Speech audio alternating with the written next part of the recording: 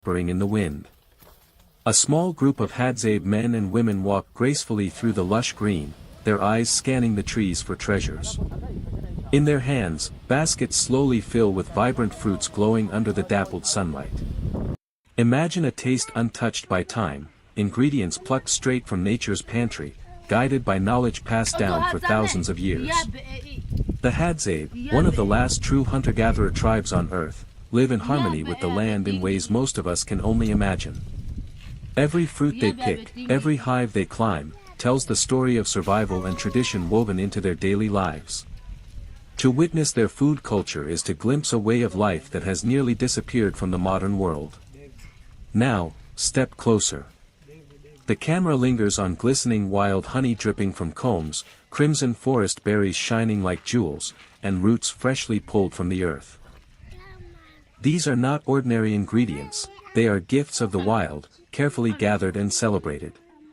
What follows is a culinary ritual rarely seen by outsiders, a Hadzabe recipe blending forest fruits with raw honey, simple yet profound, ancient yet alive. This is not just food, it is memory, connection, and survival preserved in taste. Prepare to witness an intimate moment with the Hadzabe tribe, a feast that carries the flavor of history itself, wide-shot, lush African forest. Sunlight cuts through the canopy. The Hadzabe walk barefoot, their movements calm but purposeful. Opening the unseen world. Imagine a taste untouched by time. Ingredients plucked straight from nature's pantry. Contextualization. Close-up, hands reaching for bright berries, children carrying woven baskets.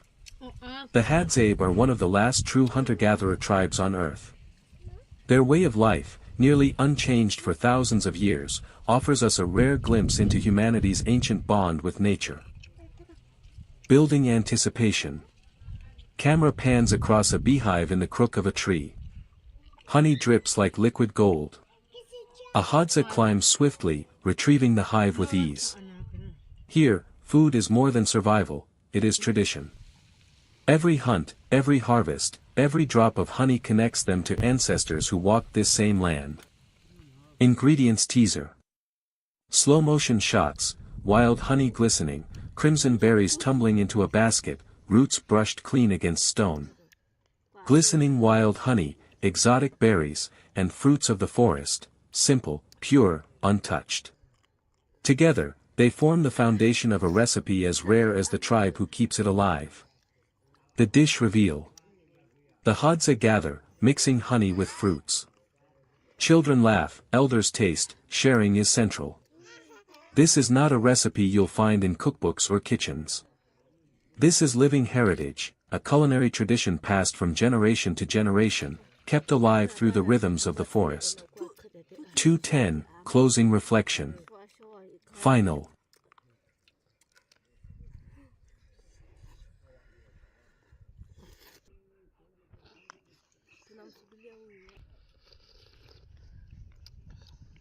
The Hadza tribe of Tanzania, living along the rugged edges of Lake Eyasi and the Great Rift Valley, are among the last true hunter-gatherer peoples on Earth. Their way of life has endured for tens of thousands of years, and with it, a treasury of knowledge that is as rare as it is profound. Among the many strands of their cultural wisdom, traditional medicine stands out as one of the most sacred, practical, and deeply respected. It is not written in books or carved into stone, but carried in memory, whispered through stories, and practiced with careful observation of the land. For the Hadza, medicine is not a separate discipline, it is life itself. Every step through the forest, every hunt across the savannah is also a lesson in healing. The plants they gather, the honey they harvest, the roots they unearth, and the animals they track are all bound to their understanding of health and survival. Illness, injury, or weakness is never seen as random misfortune. It is part of the ongoing dialogue between people and the natural world, a reminder to respect the balance that sustains them, nature as the first healer. The Hadza know the land with an intimacy most of us can scarcely imagine. A child growing up in the tribe quickly learns to recognize the shapes of leaves, the bitterness of certain roots, the sweet scent of medicinal flowers, and the sharp warning of toxic plants. By adolescence, they can identify dozens of species not just by name but by their specific powers. The baobab tree, immense and ancient, towers as a symbol of nourishment and healing. Its fruit pulp, rich in vitamin C, strengthens the body against weakness and disease. Its leaves, crushed and applied as poultices, are said to draw out infection from wounds. The fibrous bark, when prepared correctly, can soothe fevers. Wild tubers, buried treasures beneath the dry earth, are more than food. They carry cooling properties, used to restore hydration and balance during illness or exhaustion. Elders tell children that the earth hides medicine underfoot, teaching them that digging carefully is an act of trust between the people and the land. Honey, prized above almost all else, is medicine, food, and spiritual nourishment. The Hadza brave stings and climb perilous trees to reach wild hives, guided at times by the remarkable greater honey guide bird, which leads them to hidden nests. Honey is applied to wounds to prevent infection, consumed to soothe sore throats, and mixed with herbs to fortify the sick. To the Hadza, honey is life-giving sweetness, a gift meant to heal both body and spirit, healing through knowledge and ritual. Traditional healing is guided not only by practical experience but also by a sense of reverence. Some illnesses require not just herbs but ritual acts of balance, songs sung, prayers whispered, or a healer's touch to guide recovery. The healer, often an elder who has spent decades listening to the land, becomes a bridge between knowledge and spirit. For stomach pain, bitter roots are chewed directly, their taste both remedy and warning that strength comes with discipline. For respiratory issues, leaves are burned and the smoke inhaled to clear the chest. Fever is treated with infusions made from bark, brewed into strong earthy teas that purge sickness through sweat. Yet even as these remedies heal, they are not extracted carelessly. To take medicine from nature is to engage in relationship.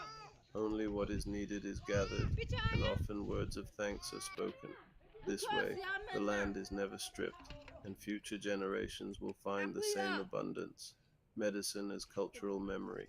Each plant, each remedy, carries a story. Elders tell of how ancestors discovered a certain root during a time of famine, or how the bark of a tree cured a fever that once swept through the camp. These stories are not mere folklore. They are records of survival, encoded in narrative so that every new generation will remember. At night, around fires that flicker beneath the open stars of the Rift Valley, these teachings are passed on. Children listen as their grandparents describe the properties of plants, recalling how the Hadza have walked these same lands for millennia without losing their way.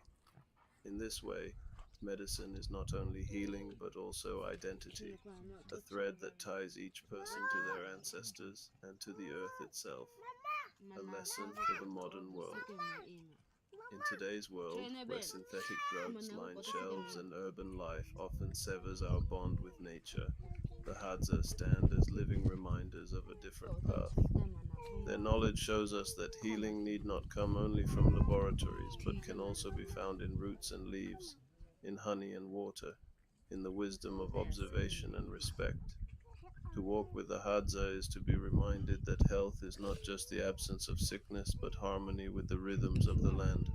The body, the community, and the environment form a single whole. Their remedies are not relics of a forgotten past. They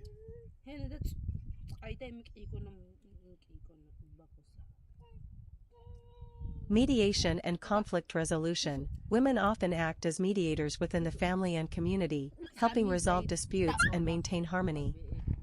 5. Interaction with men and hunting life. While men hunt, women play supportive roles. Assisting hunters, women may help with tracking, skinning, or preparing hunted animals. Meal distribution. They ensure that meat and gathered food are shared fairly among family members, which reinforces social bonds. Flexible roles. In times of scarcity or special circumstances, women may temporarily take on additional responsibilities to support the camp. 6. Resource trade and barter. Hadzabe women also engage in trade. Local bartering. Women may exchange gathered fruits, honey, or crafts with neighboring communities for goods the Hadzabe cannot produce themselves, such as metal tools or clothing. Knowledge as currency. Women's expertise in plants, herbs, and medicinal knowledge is sometimes sought by outsiders, giving them influence beyond the immediate camp. 7. The daily rhythm. A Hadzabe woman's day is structured around survival, community, and family. Early morning, collect water, prepare children for the day, and check camp conditions. Morning to midday, gathering wild fruits, tubers, and honey, teaching children about plants and the environment. Midday, return to camp, prepare meals, and share food with the family. Afternoon, assist in household chores, maintain fires, care for the young, and engage in social or ritual activities. Evening, cook the evening meal, supervise children, participate in storytelling, singing, or communal discussions before resting. Conclusion. Hadzabe women are indispensable to their community. While men's hunting activities often draw attention, it is the women's knowledge, labor, and social leadership that sustain daily life.